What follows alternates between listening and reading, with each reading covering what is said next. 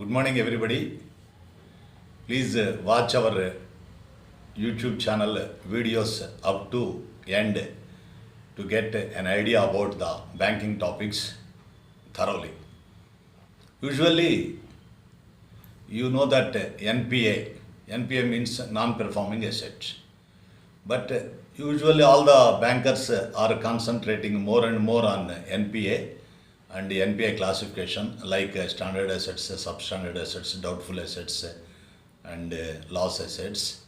But here today I am planning to go for explaining regarding non-performing investments. NPI.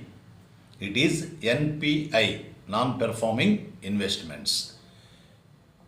Before going to the video, I request you all to please watch in full, of course, share our videos and subscribe our channel, YouTube channel Suvarna Chundi for getting and motivated by you all, your likes and shares and subscriptions. We will go for furthermore and we will continue this process of making videos in future also to give more and more knowledge for our young generation bankers.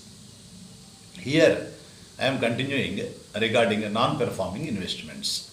In respect of securities included in any of the three categories where interest or principal is in arrears, banks should not reckon income on the securities and should also make appropriate provisions for the depreciation in the value of the investment. The bank should not set off the depreciation requirement in respect of these non-performing securities against the appreciation in respect of other performing securities. What is an NPI? An NPI, similar to a non-performing advance or asset, NPA, is one where the following conditions should be met. Then it will be called NPI, non-performing investment.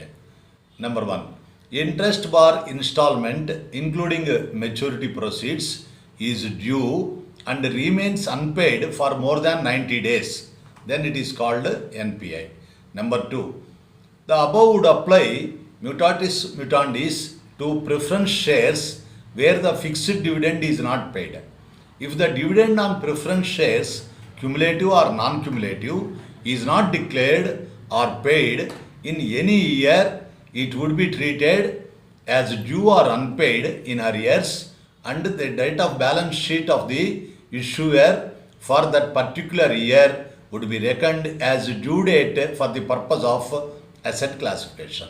Third one, in the case of equity shares, in the event of the investment in the shares of any company is valued at rupee 1 per company on account of the non-availability of the latest balance sheet in accordance with the instructions contained in paragraph 28 of the annexure to the circular DBOD BPBC 32 bar 2104048 bar 2000-2001 dated October 16, 2000, those equity shares would also be reckoned as NPI.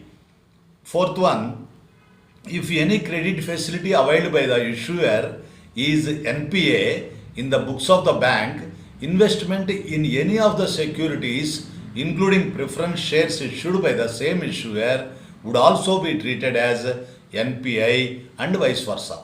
However, if only the preference shares are classified as NPI, the investment in any of the other performing securities issued by the same issuer may not be classified as NPI, and any performing credit facilities granted to that borrower need not be treated as NPI. So it is very clear. Then fifth one, the investments in debentures or bonds which are deemed to be in the nature of advance would also be subjected to NPI norms as applicable to investments. Last one, sixth one. In case of conversion of principal and or interest into equity, debentures, bonds, etc., Such instruments should be treated as NPA ab initio in the same asset classification category as the loan if the loan's classification is substandard or doubtful on implementation of the restructuring package and provision should be made as per the norms. These all are related to investments and regarding NPI. Thank you for watching our YouTube channel Suvarna Chundi and this video. Thank you one and all. Have a great day ahead.